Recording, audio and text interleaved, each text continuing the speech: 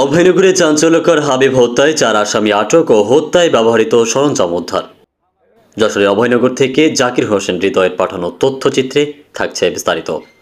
যশোরের অভয়নগরে চাঞ্চল্যকর হাবিব হত্যার 4 আসামিকে আটক ও হত্যায় ব্যবহৃত সরঞ্জাম উদ্ধার করেছে যশোর ডিবি ও অভয়নগর থানা পুলিশ।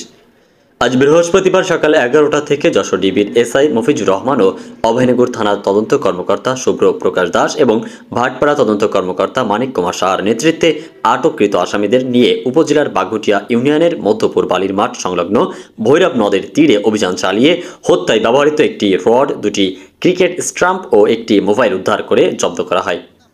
এর আগে সন্দেহভাজন আসামি মেহেদী হাসানকে রাত আনুমানিক 1:45 সময়ে অভয়নগর থানা ও ডিবি যশোরের গোয়েন্দা শাখার যৌথ অভিযানে আটক করা হলে আসামি মেহেদীর স্বীকারোক্তি মারফতে একই রাতে আনুমানিক 2:15 মোহাম্মদ হুমায়ুন শেখ 21কে, পরে ফয়সাল শেখকে রাত আনুমানিক 3:30 ও খন্দকার আল আমিন 30 ভোর রাত 4:15 নিজ বাড়ি হতে গ্রেপ্তার করা হয়। পরে আটককৃত আসামিদের আদালতে প্রেরণ করা হয়েছে। উল্লেখ্য থাকে যে 30 জুলাই মঙ্গলবার বেলা 12টায় উপজেলার বিভাগদি গ্রামস্থ জয়েন্ট ট্রেডিংয়ের বালির মাঠ সংলগ্ন ভৈরব নদে পেটে 2 হাতে ও পায়ে দড়ি বাঁধা অবস্থায় নোয়াপাড়া নৌ পুলিশ একজন অজ্ঞাত যুবকের লাশ উদ্ধার করে। পরে স্থানীয় ও থানা পুলিশের মারফতে নিহতের যুবকের পরিচয় শনাক্ত করা হয়। ওই যুবকের নাম হাবিবুর রহমান, 26। সে বাঘুটিয়া ইউনিয়নের মধ্যপুর গ্রামে রেজাউল ইসলামের ছেলে। খুশি মানে আমি এটা দৃষ্টান্তমূলক শাস্তি চাই, আমি অন্য কোনো কিছু চাই না। তাদের তো অবশ্যই ধরতে হবে না, সেটা আপনি আপনার মতো করে একটু বলেন। না, তাদেরও সেটা ধরতে হবে, ধরে দৃষ্টান্তমূলক শাস্তি দিতে হবে। এদিকে আজ আসামিদের দেওয়া তথ্যের ভিত্তিতে ঘটনাস্থলে অভিযান পরিচালনা করে স্থানীয় লোকজনের উপস্থিতিতে এক বিবৃতি দেন যশোর ডিবি গোয়েন্দা অফিসার এসআই মফিজুর রহমান। যে আমরা থানা পুলিশের মাধ্যমে সংবাদ পাই যে গত মঙ্গলবারে তার 30 তারিখে সকালে এই ভৈরব নদীর পাশ থেকে একটি ভাসমান লাশ পাওয়া যায়, যার পরিচয় শনাক্ত হয়। তার নাম হলো হাবিবুর রহমান, পিতা রেজাউল ইসলাম, মধ্যমপুর এলাকার গ্রামের বাসা। পরে ভিকটিমের মোবাইলের তথ্য ধরেই আমরা তদন্ত শুরু করি। তার মোবাইলটি পাওয়া যায় না। সেই মোবাইল তথ্যের ভিত্তিতেই আমরা আসামিদের শনাক্ত করতে সক্ষম হই এবং গতকাল রাতে আমরা অভিযান পরিচালনা করি এই বিভাগদি এলাকায় এবং তালতলা এলাকায়। অভিযান পরিচালনা করে ঘটনায় জড়িত 4 সদস্যকে আমরা আটক করতে সক্ষম হই। এর মধ্যে একজন যে তাকে ফোন করে ডেকে নিয়ে আসে প্রথমে, তাকে আমরা শনাক্ত করি হাসান নাম। তার মাধ্যমে আরও অন্যান্য নাম চলে আসে।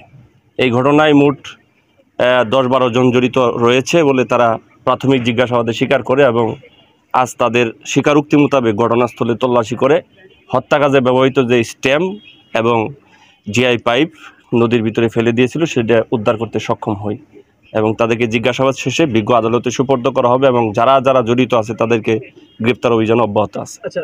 পরে এ বিষয়ে অভয়নগর থানার ওসি এসএম আকিকুল ইসলাম আসামিদের গ্রেপ্তারপূর্বক ব্যবস্থা গ্রহণ ও যারা পলাতক রয়েছে তাদেরকে দ্রুত আটক করা হবে বলেও সাংবাদিকদেরকে জানান।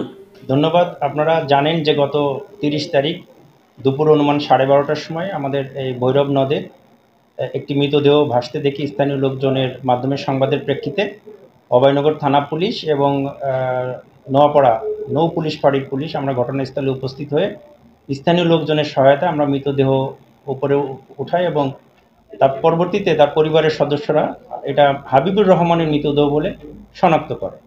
তো আমরা প্রথমে মৃতদেহের শ্রোতাল রিপোর্ট প্রস্তুত করে তাকে মৃতদেহের ময়নাতদন্তের জন্য যশোর 250 শয্যা বিশিষ্ট হাসপাতালে আমরা প্রেরণ করি এবং এই প্রেরণ করার পর থেকে আমরা কিন্তু এই ঘটনা সংক্রান্তে আমরা যেটা তার পরিবারের সাথে কথা বলে জানতে পারি যে সে 28 তারিখ বিকাল 4 ঘটিকায় তার এক নিকটতম বন্ধুর নিকট টাকা আনতে যাওয়ার কথা বলে বাসা থেকে বের হয়ে এবং তার পরবর্তী তার সঙ্গে আর তার পরিবারের মোবাইলে কোনো যোগাযোগ হয় নাই।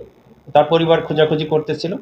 তো আমরা এই তথ্য প্রযুক্তির সহায়তা নিয়ে আমরা প্রথমে একজনকে শনাক্ত করি, চিহ্নিত করি এবং চিহ্নিত করার পরে তাকে আমরা এই হেফাজতে নেই এবং হেফাজতে নেওয়ার পরে সে নিজেকে ঘটনায় জড়িত এবং ঘটনা কিভাবে কি ঘটছে, কারা কারা উপস্থিত ছিল, কিভাবে কয়টার সময় কোথায় কিভাবে ঘটনা ঘটছে সে সকল ঘটনা আমাদেরকে প্রকাশ করে। এবং আপনারা জানেন যে এই ঘটনায় এই নিহত হাবিবুর রহমানের পিতা বাদী হয়ে অভয়নগর থানায় একটি হত্যা মামলা দায়ের করেছে এবং এই হত্যা মামলার দায়েরের পর থেকে আমরা এটার জড়িতদের গ্রেপ্তারে আমরা অভিযান পরিচালনা করেছি এবং আমরা অভিযান পরিচালনা করে ইতিমধ্যেই এই ঘটনায় জড়িত 4 জনকে আমরা গ্রেপ্তার করতে সক্ষম হয়েছি এবং আসামিদের স্বীকারোক্তি অনুযায়ী এই ঘটনায় ব্যবহৃত যে আলামত, যে অস্ত্র, দেশীয় অস্ত্র, তার মধ্যে থেকে আমরা একটি পাইপ, জিআই পাইপ নদী থেকে আমরা উদ্ধার করতে সক্ষম হয়েছি এবং আমরা 2টি ক্রিকেটের যে স্টাম্প সেটা উদ্ধার করেছি। তো অন্যান্য যারা এই ঘটনায় জড়িত তাদেরকে গ্রেপ্তারে আমাদের অভিযান অব্যাহত আছে। শেখ আলী আকবর, গাংচিল টিভি নিউজ ডেস্ক।